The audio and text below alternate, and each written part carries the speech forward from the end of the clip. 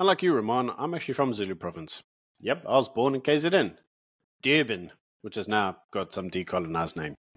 You know, Ramon, I remember as a child, the black on black violence that was the ANC on IFP violence was notorious with elections. Like the guys were always killing each other, mate. During the People's War, 20,000 lives were lost due to black on black violence. And a lot of it was due to the clash between the ANC and the IFP, because in many instances, the IFP were more popular than the ANC. In modern times, the IFP still struggles to form a link or be friends with the ANC because the ANC does not admit what it did to the IFP during the People's War. And this is all relevant because it would appear that black on black violence is reoccurring in modern South Africa. Indeed, and for those paying attention, you would have noticed an ANC guy who is always a dick. I don't know his name, and I don't particularly care for his name. The Zulu Prime Minister, who is the son of the late Mangosuthu Buthelezi, was speaking in a public forum. The ANC guy goes to the platform, goes to the microphone, takes it away from the Prime Minister, and basically just shoots all over him. This is in front of the Zulu King, this is in front of the Zulu crowd, and due to this issue, 17 people were seriously injured in a clash between the ANC and the IFP. This is reminiscent of, as Byron says, the 80s and the early 90s, and it looks like the ANC is quite hell-bent on creating as much chaos as possible in KZN because, well, it looks like they're going to lose there. And when the ANC is losing, they don't, become better, they become shit. Now, for those of you who have been living under a rock, all polls are showing that the ANC is below 40% in some instances. In other instances, they just show that the ANC is below 50%. It's very difficult to tell. This election is turning into a proper shitstorm, and that is very difficult to determine what is going to happen. You know what's not difficult to determine that's going to happen? And that is the IFP are taking wards off the EFF left, right, and centre. They're taking them off the ANC left, right, and centre. And they are having a clean sweep in many municipalities in KwaZulu-Natal, which is typically their stronghold. So, Ramon, a lot of that is due to, let's call it Zulu nationalism. The Zulus are very prideful people. They also have a strong tradition of themselves. And in many instances, they feel that the ANC are disrespecting them. So the displays that we saw on the weekend also lead credence to the idea that the Zulus are being disrespected. Do you know who's not going to disrespect them? Jacob Zuma and the MK party. And so the only person that really stands to gain the most out of the ANC shenanigans is probably the very party the ANC wishes got no credence, full stop.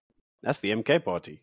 Absolutely, absolutely. And the MK party plus the IFP are polling at close to almost 40% in KZN, leaving the ANC, well below what is required, and with no natural allies. Right, the IFP refuses to work for the ANC due to the past, and MK refuses to work with the ANC, because Jacob Zuma thinks Cyril's a prick and will never work with him under any circumstances. He'll only work with the ANC if Cyril disappears tomorrow, which is highly unlikely.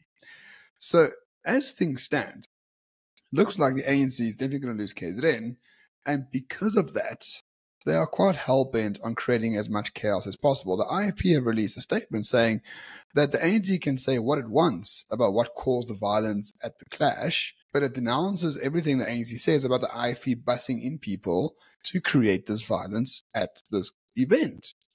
And the IFP says the ANC is just masquerading back to the old days where they used to kill Zulus with impunity. Not anymore. It's a very different world now in 2024. But unfortunately, the instinct of the ANC, as always, is destabilization and chaos before anything else. And old habits die very hard. Old habits do die very hard, but the problem isn't just that it's old habits. There's obviously a playbook that worked for the ANC once before. But let's face it, the ANC doesn't have many cards to play anymore. So go back to the old strategies, dust them off, try them again. Hey, what's the worst that can happen? No electricity? Ready there. Already got no electricity. What are you going to do? Water shedding? Too late. So the reality, Ramon, is the ANC is desperate. They're desperate to hold on to power. And in many places, they can't. Because you see, what the ANC wants to do is say, well, the people still support us. They love us because we gave them a better life. But everything on the ground is showing that that is no longer true. People no longer turn up for the ANC in large droves. The ANC is no longer a darling, even of the media class. The international class considers the ANC a joke. So what really can the ANC do to secure an electoral victory? Now, all of that might sound academic, but electoral victory in KZN is really, really important. There are 3 places in the country that the ANC has to win, and one of them they definitely won't, and that's the Western Cape. That's a given. Current polling is showing that Gauteng looks like it may be won through a coalition government of some variety. The only kind of place they have left to fight, Ramon, is KZN, which means KZN is fiercely important to the election. A loss in KZN would cause the ANC significant troubles. And that is why they're pulling out the old playbooks in that province. That province is a key, important province to win. And current estimations are they haven't got a freaking hope in hell of winning it, mate. They absolutely do not. And the irony is not lost because Jacob Zuma has made KZN the province for the ANC. Jacob Zuma won an astronomical amount of votes from KZN while he was the ANC president. In fact, that's how he became the ANC president. When he was fired as deputy president, he opened up dozens and dozens of branches all over KZN, which allowed him to become the president of the ANC in 2007.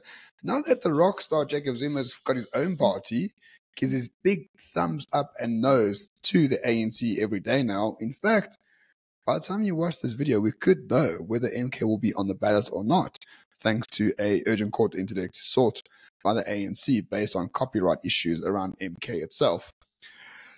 I mean, listen, IFP ANC is starting to boil over. MK and ANC is starting to boil over. If you KZN, I would just buy a shitload of ammo right now because KZN looks to become really volatile. I hope it doesn't.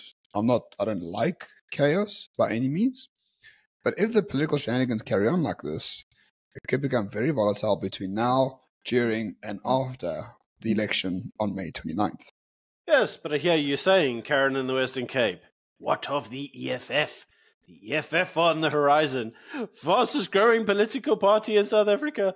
Oh, the Doomsday Pact. Hope you've got that passport to Australia. Except all of that's bullshit, Ramon, because you see, the EFF came out, you may recall, and said, we are going to make Newcastle ungovernable. We will dislodge the IFP from government. And because of that, Amandla, we will be in power. Would you know, Ramon? Newcastle just had 3 by-elections. The EFF lost all 3, miserably. In fact, by collapsing governments in those areas, the voters told the EFF to, in no uncertain terms, to Futsek. And would you know, IFP won those awards. So is this what lays ahead as we get closer to the election? And Malema even came out a few months ago to say we need to remove the IFP from Newcastle and we're going to do it along with Team Sugar, whoever the hell Team Sugar is. By the way, IFP in those same wards got 61% of the vote. The EFF, 3% of the vote. The EFF is a nothing party run by a moron. And, he even sent Fraud Shivambu to KZN. Big Fraud? The big guy, the second in charge of the EFF. All he could muster in Newcastle is 3%. When Malema said himself, in Newcastle, we need to remove the IFP. So basically, if you want to gain control of anything in this country, just let Malema say he'll never allow it, because then the opposite will happen.